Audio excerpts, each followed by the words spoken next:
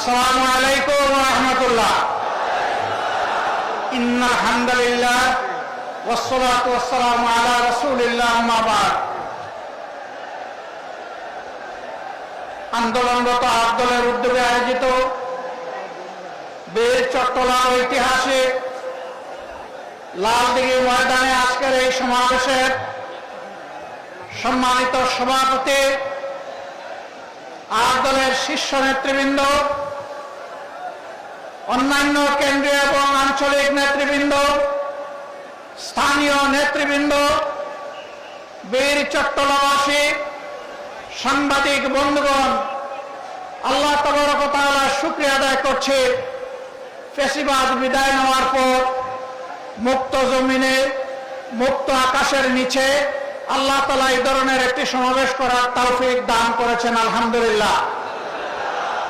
15.5 বছর টানা 9 থেকে 24 সালের জুলাই মাস পর্যন্ত বাংলাদেশের মানুষ স্বস্তিতে কথা বলতে পারেনি।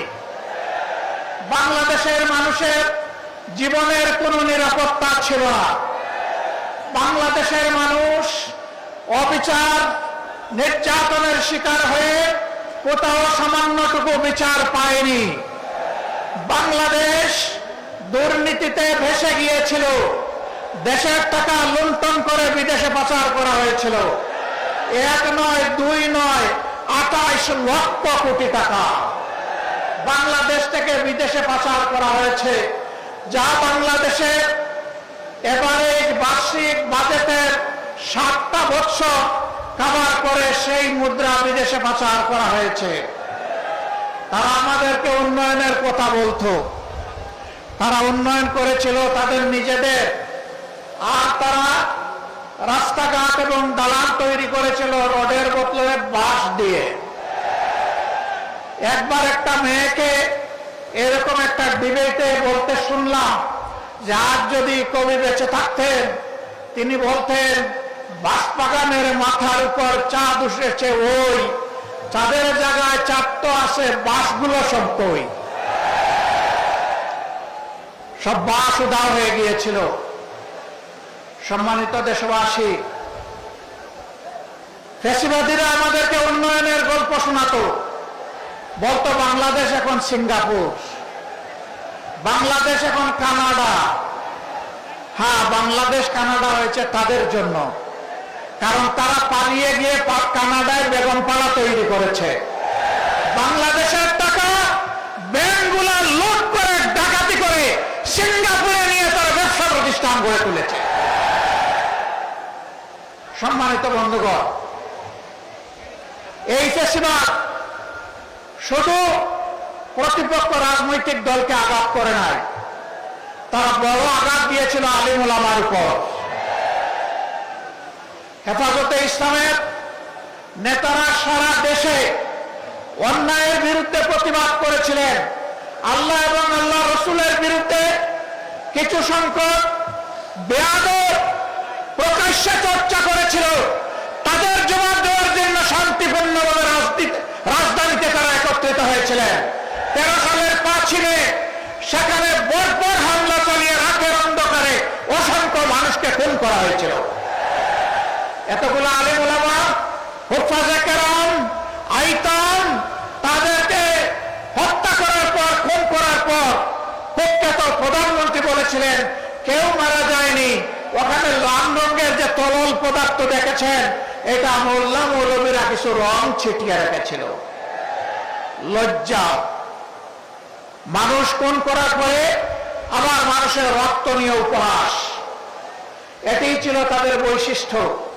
এরা রক্ত হাতে করে ক্ষমতায় এসেছিল, আর রক্তাক্ত হাত নিয়ে ক্ষমতা থেকে বিদায় নিয়েছে।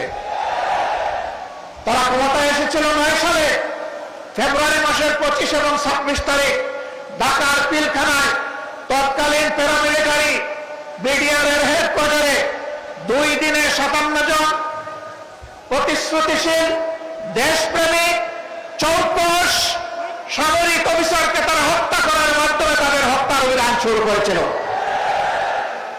আর 24-এর গণবিপ্লবে ছাত্র, তরুণ, যুবক, কৃষক, শ্রমিক, মা বোনদের বুকে ভাই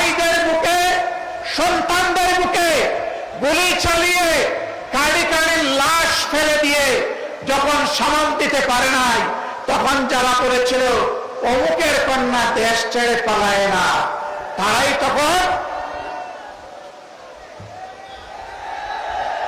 তারা কি করেছিল? জমিন দিয়ে হাঁটা, গাড়ি চালিয়ে যাওয়ার সাহস তারা হারিয়ে ফেলেছিল। আমাদের দুঃখ লাগে, আমাদের গর্বিত সেনাবাহিনীকেও এই খুনের কাজে তারা ব্যবহার করার চেষ্টা করেছে। দেশের মানুষের জানমাল, ইজ্জত, আবরুর পাহারাদার পুলিশের কর্মকর্তা এবং সদস্যবৃন্দকে এই উপকর্মে তারা ব্যবহার করার চেষ্টা করেছে।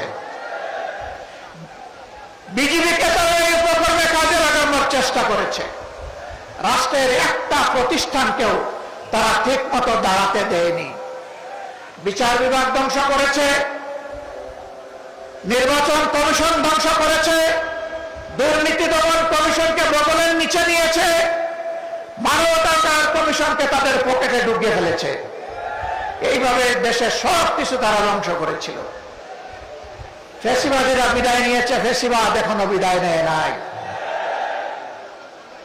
আমরা পরিষ্কার করতে চাই, ফ্যাসিবাদ কালো না লাল, কোন ফ্যাসিবাদকে আর বাংলার জমিনে বরদাস্ত করা হবে না ইনশাআল্লাহ।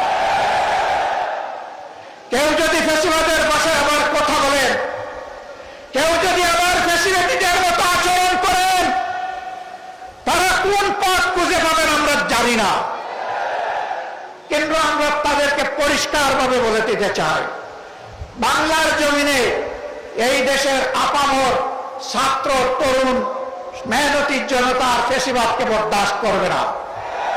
আমরা অতীতে রুখে দিয়েছিলাম আল্লাহর উপর ভরসা করে, ভবিষ্যতেও কেউ মাথা তুললে তাও রুখে দেওয়া হবে ইনশাআল্লাহ, কাউকে ছাড় দেওয়া হবে না। সম্মানিত বন্ধুগণ, আজান হয়ে যাচ্ছে, আমরা কথা বলবো না। আমরা কোন বিশেষ দলের বিজয় চাচ্ছি না, আর দলেরও বিজয় চাচ্ছি না।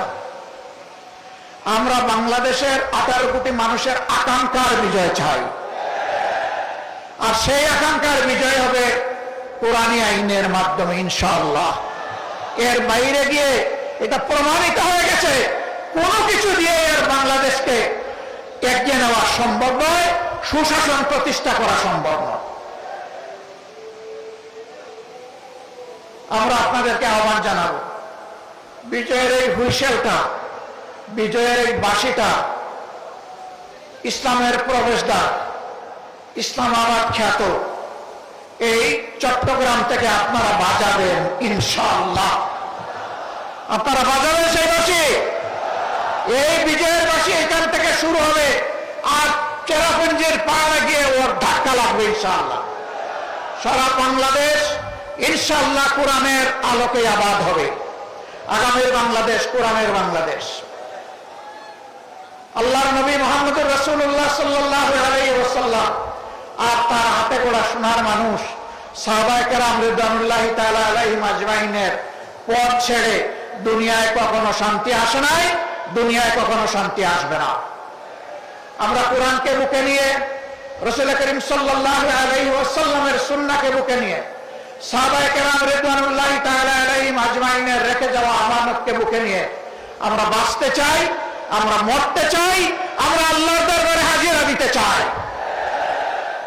আমরা কোনো লাল চক্ষুকে পরোয়া করব না, কোনো দাদা বাবু মানি না, কোনো বড় ভাই মানি না। সকলের সাথে আমাদের সম্পর্ক হবে সমতা এবং পারস্পরিক সম্মানের ভিত্তিতে ইনশাআল্লাহ।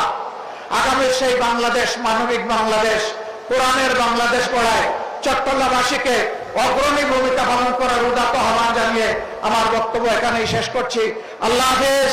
বাংলাদেশ জিন্দাবাদ। 8 দলীয় আন্দোলন জিন্দাবাদ। এই আন্দোলনের বিজয় হবে ইনশাআল্লাহ তাআলা। আসসালামু আলাইকুম ওয়া রাহমাতুল্লাহি ওয়া বারাকাতুহু।